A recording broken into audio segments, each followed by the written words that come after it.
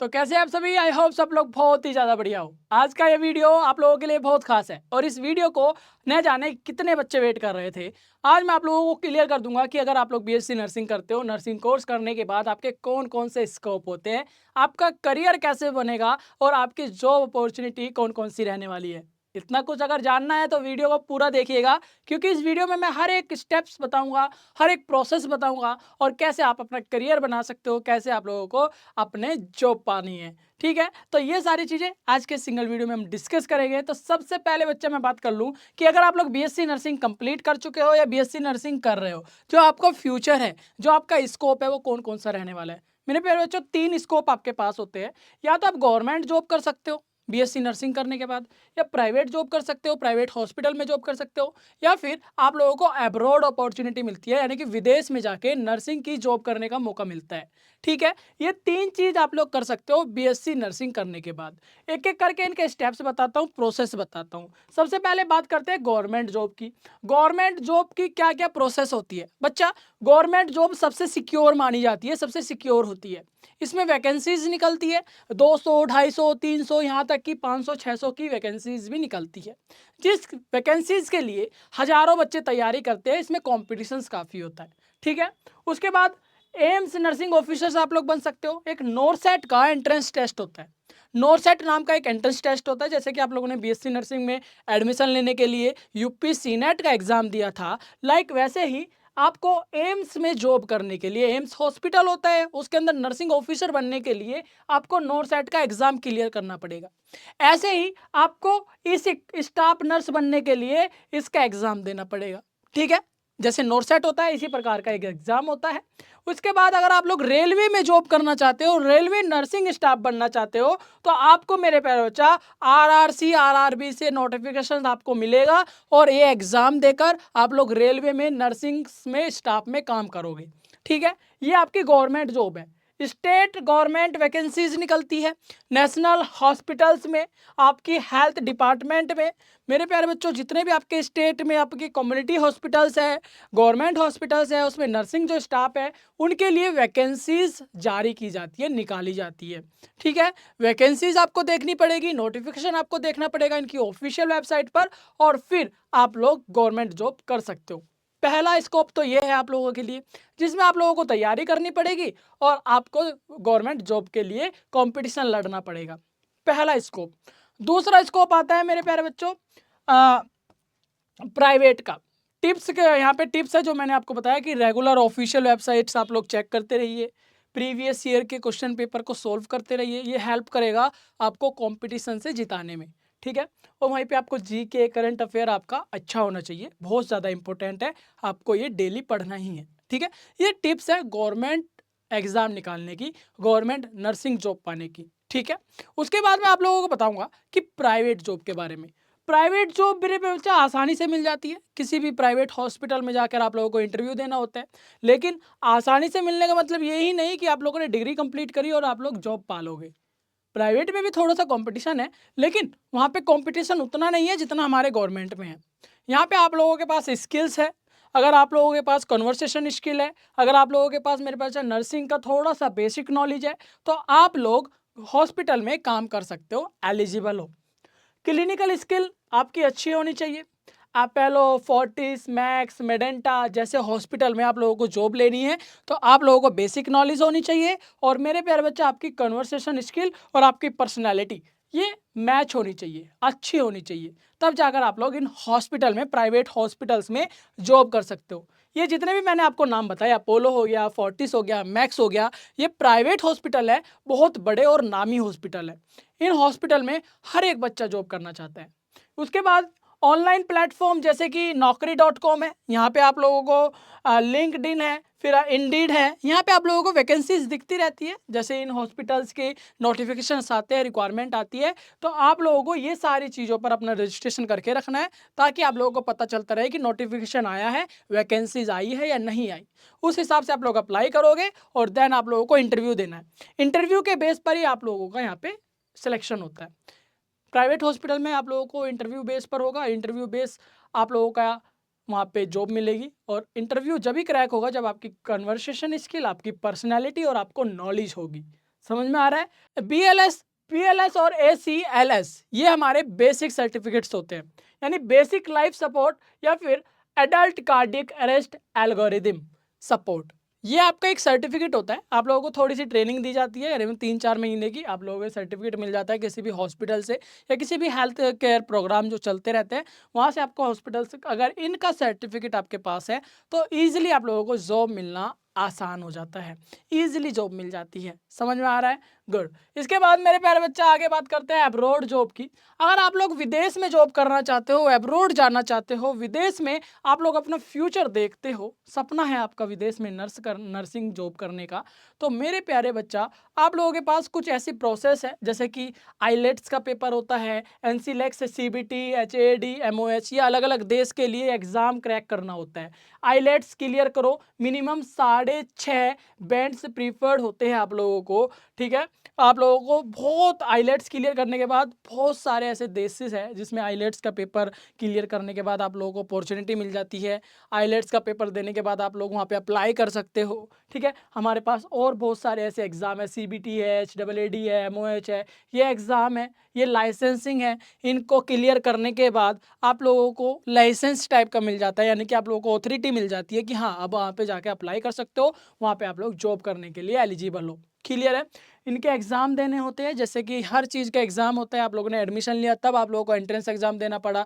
AIIMS जैसे hospital में आप लोगों को जॉब करनी है तब आपको नोरसेट जैसे एग्ज़ाम को देना पड़ेगा। एब्रॉड में अगर जाना है तो वहाँ के लिए भी आप लोगों को जाने के लिए ही आप लोगों को एक एग्ज़ाम देना पड़ेगा, एलिजिबल होना पड़ेगा, उसके बाद जाकर आप लोग हॉस्पिटल्स में अप्लाई कर सकते हो एब्रॉड में, ठीक है। मेरे प्यारे बच्चा डॉक्यूमेंट और रजिस्ट्रेशन प्रोसेस थ्रू एजेंसीज और डायरेक्ट अप्लाई भी कर सकते हो, यानी कि आप लोग गूगल पर, नेट पर, वेबसाइट पर जाकर सर्च कर आप लोग डायरेक्ट अब्रॉड की हॉस्पिटल्स में अप्लाई कर सकते हो या फिर किसी एजेंसीज के थ्रू। बहुत सारी एजेंसीज है भारत में जो आप लोगों को अब्रॉड भेजती है, आप लोगों का पासपोर्ट वगैरह भी बनाती है, खुद ही वो सारा कुछ अरेंजमेंट करके देती है, पर एजेंसीज ऑथेंटिक होनी चाहिए, क्योंकि फेक एजेंसीज भी है। बहुत सारे ऐसे काउंसलर है जो कि आप लोगों को फंसा लेते हैं, स्कैम कर देते हैं आप लोगों के साथ और आपको विदेश नहीं भेजते, आपसे सिर्फ पैसा ले लेते हैं और फिर आपके साथ स्कैम हो जाता है। लेकिन आप लोगों को ऑथेंटिक एजेंसीज को खोजना है। कंट्री जैसे यूके हो गया, कनाडा हो गया, आयरलैंड हो गया, फिर हमारा अरेबिक हो गया, UAE जिसको बोलते हैं, नर्सिंग प्रोफेशनल के लिए बहुत ज़्यादा डिमांड रखते हैं। यानी कि अगर आप लोग इंडिया से BSc नर्सिंग कर जा रहे हो तो ये जो देश के मैंने नाम बताए हैं यहाँ पे आप लोगों की डिमांड बहुत ज़्यादा है, यहाँ पे आप लोगों की डिमांडें ज़्यादा है, आप लोगों की मांग ज़्यादा है। आप लोग अगर यहाँ पे अप्लाई करते हो तो बहुत ही ईजिली आप लोगों को जॉब मिल जाती है, अगर आपके पास स्किल्स, कन्वर्सेशन स्किल और आपकी पर्सनैलिटी सही है, आपके पास नॉलेज है, ठीक है। एग्जाम कौन से क्लियर करने हैं ये मैं आपको बता चुका हूँ। इनके बारे में डिटेल में जानने के लिए मैं आप लोगों को एक एक करके बता दूंगा और इनकी फुल फॉर्म मैं आप लोगों को बता देता हूँ। जैसे कि NLEX होता है, ये हमारा नेशनल काउंसलिंग लाइसेंस एग्जामिनेशन होता है। ये एग्जाम USA कनाडा में नर्सिंग प्रैक्टिस के लिए होता है। अगर आप लोग ये लाइसेंस ले लेते हो, इस एग्जाम को क्लियर कर आप लोगों को नेशनल काउंसलिंग लाइसेंस मिल जाता है और इस लाइसेंस के थ्रू आप लोग USA कनाडा में अप्लाई कर सकते हो, आप लोग एलिजिबल हो जाते हो, आप लोग अमेरिका में, कनाडा के अंदर जाकर जॉब करने के लिए। इसे क्लियर करने के बाद आपको रजिस्टर्ड नर्स लाइसेंस मिलता है।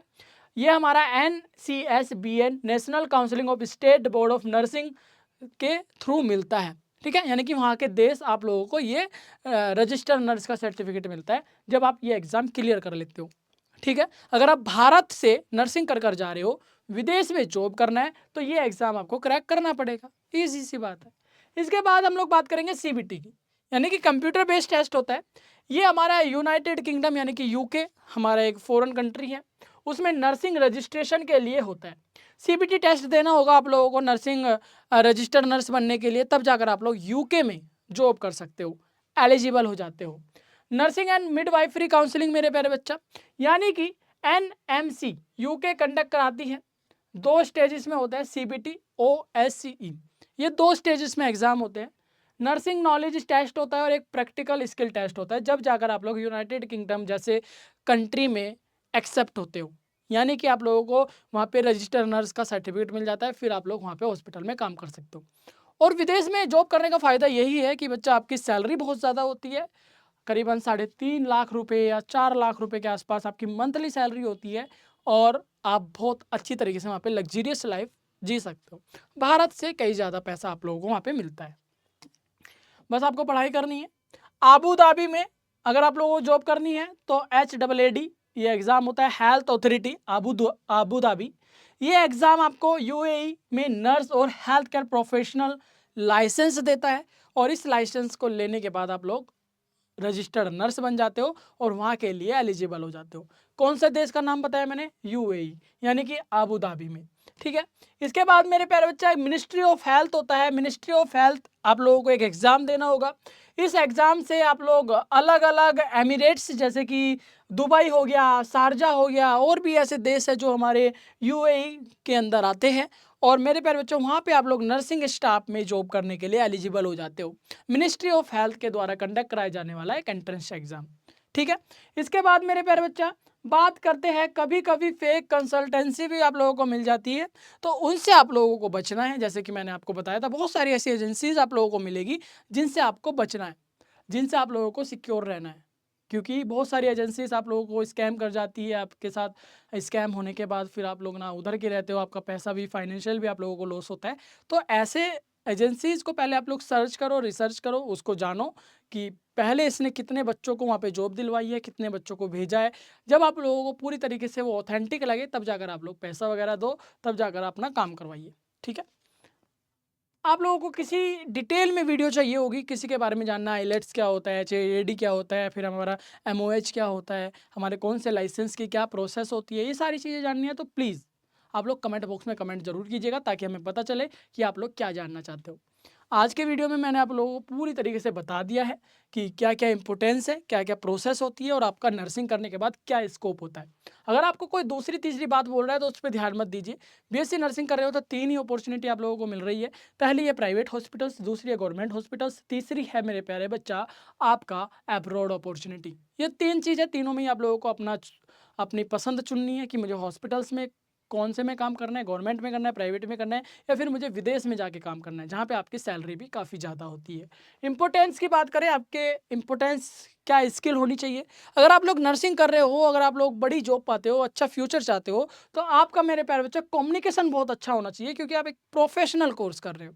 आप लोग एक ऐसा प्रोफेशन में हो जहाँ पर आप लोग नर्स के साथ, यानी कि अपने नर्सिंग स्टाफ के साथ बात करोगे, हॉस्पिटल के अंदर जितने भी हमारे हेल्थ केयर प्रोफेशनल हैं उनके साथ बात करोगे, आप पेशेंट, अलग अलग पेशेंट के साथ बात करोगे, तो आपकी जो लैंग्वेज होगी, आपकी जो कन्वर्सेशन स्किल होगी, वो बहुत ही अच्छी होनी चाहिए, सॉफ्ट होनी चाहिए, और बहुत ही प्यारी होनी चाहिए, फ्लुएंटली होनी चाहिए। समझ में आ रहा है? Very good. पेशेंट की केयर मेरे प्यारे बच्चे बड़ी ही सहानुभूति के साथ करनी है, अच्छे से करनी है। पेशेंट को अपनापन लगना चाहिए, ये आपके अंदर नेचुरली खूबी होनी चाहिए। ना ही आप रूड बात करेंगे, ना ही आप लोग तेज बात करेंगे, ना ही आपका नेचर एग्रेशन होना चाहिए, एग्रेसिव होना चाहिए। आप लोग जैसे बात करोगे उसको प्यार फील होना चाहिए, तब जाकर आप लोग अच्छे हो।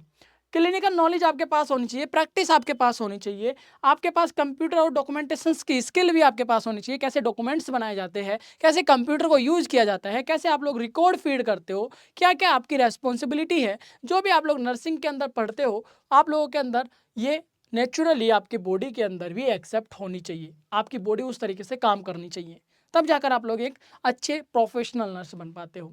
कंटिन्यूअस लर्निंग एटीट्यूड होना चाहिए मेरे बच्चे, यानी कि सीखने की जिज्ञासा होनी चाहिए। सीखने की जिज्ञासा होगी तभी आप लोग मेरे प्यारे बच्चे एक अच्छे नर्स बन पाओगे। अदरवाइज आप लोग नर्सिंग में बिल्कुल ही डिग्री तो अर्न कर लोगे, लेकिन आपके पास स्किल्स नहीं होगी, नॉलेज नहीं होगी, तो किसी भी काम की वो डिग्री नहीं रहेगी। आपको जॉब मिलेगी ऐसा नहीं है, क्योंकि नर्सिंग एक ऐसा प्रोफेशन है जो कि आपको 100% जॉब गारंटी देता है। लेकिन फ़र्क इतना रहता है कि जॉब आपको मिलेगी वो कम सैलरी की मिलेगी, अगर आपके पास स्किल नॉलेज होगा तो आपको हाई सैलरी पे मिलेगा, हाई अच्छी पोस्ट पे मिलेगा। ठीक है, ये बात समझ में आ रहा है? Very good, I hope so आज आप लोगों को क्लियर हो गया होगा कि नर्सिंग करने के बाद क्या क्या स्कोप होता है, करियर प्रोसेस क्या है, कैसे आप लोगों का फर्स्ट स्टेप होगा, और किस तरीके से आप लोग अब्रॉड जा सकते हो, किस तरीके से गवर्नमेंट हॉस्पिटल में जा सकते हो, और किस तरीके से आप लोग प्राइवेट हॉस्पिटल में जा सकते हो। समझ में आ रहा है? Very good. ऐसे ही नॉलेजेबल वीडियो के लिए आप मुझे फॉलो कर सकते हैं, और BSP साइंस एप्लीकेशन लॉन्च हो चुकी है, जल्दी से डाउनलोड कर लीजिए। तो कि अगर आप लोग BSc नर्सिंग कर रहे हो तो आप लोगों के लिए बहुत ही एक इम्पोर्टेंट नोटिस मैं आप लोगों को दे दूं कि हमारा BSP science official application launch हो गया है। जल्दी से डाउनलोड कर लीजिए, क्योंकि वहाँ पे हम आपको फ्री ऑफ कॉस्ट आप लोगों को स्टडी मटेरियल प्रोवाइड करने वाले हैं, और वहाँ पे आप लोगों को मिलेगा BSc नर्सिंग से जुड़े सारे सिलेबस से आप लोगों के नोट्स, आप लोगों का स्टडी मटेरियल, जो भी आप लोगों को रिक्वायरमेंट है। और कमेंट बॉक्स में कमेंट कर दीजिएगा जो भी आप लोगों को हमसे पूछना है। हमारे व्हाट्सएप ग्रुप में भी ज्वाइन हो सकते हैं, जिसका लिंक आप लोगों को यूट्यूब एंड इंस्टाग्राम की प्रोफाइल पर मिलेगा। मैं आपका मेंटर प्रियांशु रॉय ऐसे ही आप लोगों के लिए इंफॉर्मेटिव वीडियो लाता रहूँगा। तब तक के लिए सब्सक्राइब कर लीजिए। मिलता हूँ एक और प्यारी सी वीडियो में। Bye bye.